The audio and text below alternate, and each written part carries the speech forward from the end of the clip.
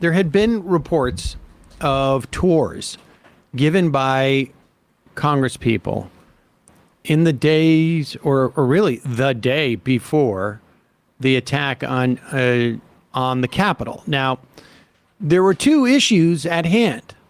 One was, were there people surveilling inside the Capitol building, knowing on January 5th that they were going to breach the Capitol building on January 6th? That would implicate people in this being a planned, premeditated insurrection in the Capitol, as opposed to like people just got carried away. You know, it happens. The other question it raised, were they getting help from the inside? We remember, was in Oregon, I think there was a state senator or a state assembly person who opened the door for protesters. Yeah, I think his name was like Mike Nearman, which is very close to Inside Man, which is how I remember that. There you go. So the question was that the case here? And the representative was Barry Loudermilk, Republican from Georgia, who was giving this tour. And there is a video of a man who was on Loudermilk's tour and also at the Capitol on January 6th. And you can see this guy sort of checking out. It's reconnaissance. Reconnaissance.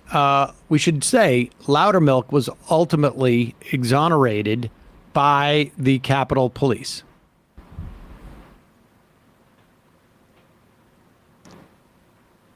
And here is that video now, January 6th, the previous day on January 5th. This is all, we don't need this part because I've already expressed it. Here at the Washington Monument, Washington, D.C. Say hello to Facebook. Hey, what's going on, man? Glad to be here, bro. This is our fearless leader. Hey, baby. Dan Hamilton. Check out my flag I made, guys. See it? There you go, baby. That's for a certain person. That's right. That's for somebody special. Somebody special. Okay, so this is, incidentally, this is the man on the day of January 6th. On the day of. The footage of his tour is at the end, towards the end of the clip. But that was, so we don't need this. This is just the January 6th committee's, like, expository editing.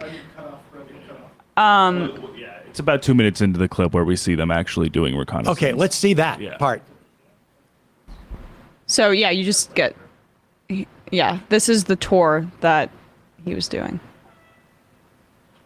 Taking photos of... Now there. I mean, that's a very awkward thing to be doing. Like, here's a picture of me taking a picture of this beautiful stairway. I'm not going to be talking to the congressman. Yeah. And here he is talking at about security checkpoints, taking pictures of security checkpoints, and for those listening, random you can't hear this obviously. He's just shooting random stuff. These people are like, why are you taking a photo of this? It's in like the part of the Capitol that's not public facing either. Like the walls are, it's not like the grand columns and stuff. It's just administrative walls and that sort of stuff that they're taking pictures of. So, I mean, this is just another brick in the evidence that's being built that this was a premeditated insurrection. The guy went in there to see what entryways, what exit points, how they could easily access the halls of Congress behind the scenes in, as Matt said, in the areas that were not public facing. If you are watching on video, you can see that the pictures that he's taking that's not sightseeing. It's just ways to infiltrate. I super want to remember this. I want to remember this poorly lit stairway. Yeah, exactly. This is where but the best part is him taking a picture of that as the congressman is talking to somebody else, and he's just like interested only in the stairway. Yeah. And I imagine there were also signs that would indicate where that was that we can't see in that surveillance footage. But that's what was going on there. And the footage from before showed him with a flag that had a pointy end on it.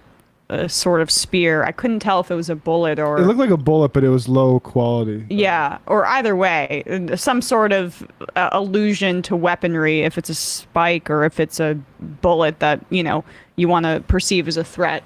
That's a connection of his reconnaissance effort plus the violence that he's imbuing in his statement. And then the question becomes, what made these people think they could do that? I mean, it's not, put aside, whether people perceive them as being inept or whatever. But what makes people think that they're going to be able to rush the Capitol on a day when not only is the House in session, but the vice president is there and the Senate is also voting? I mean, that is not an idea. Like, anybody with even a modicum of intelligence realizes, like, there's going to be a lot of security there, or maybe there's not going to be.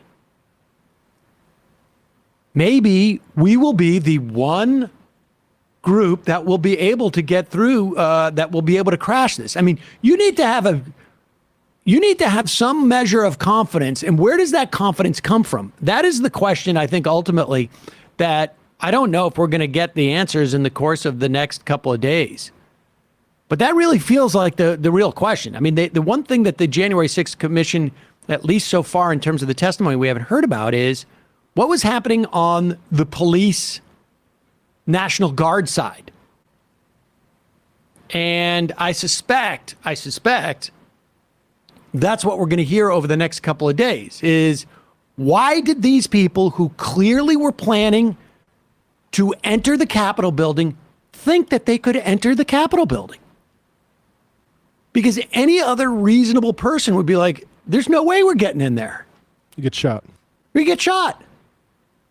It's not like there haven't been protests in front of the Capitol before. It's not like we haven't seen. I mean, we saw what happened when there were protests, peaceful protests in Independence Park, right? They came in with all sorts of federal correctional officers and like these different squads of feds and soldiers. In some cases, beat the hell out of people. Why did these guys think that they had that, the Red Sea was going to part more or less? Why did they think there was only going to be like 5 people guarding, different entrances to these things, calling for backup that never shows up? That's the question I think that, outside of just like their general like right wing and white privilege, right? Right. I mean, then that's like the larger question about who inside knew something. And what is it exactly, if it was just a protest, what exactly was the reconnaissance for? Because you don't do reconnaissance if you think we're just going to get in there and, chant in the lobby or wherever we wind up. I mean, it suggests that they were looking for someone or something, because otherwise, what difference does it make where this staircase leads? So I think there's a lot more that I don't know that we'll ever find out, but there's a lot more for us to find out about what happened on that day.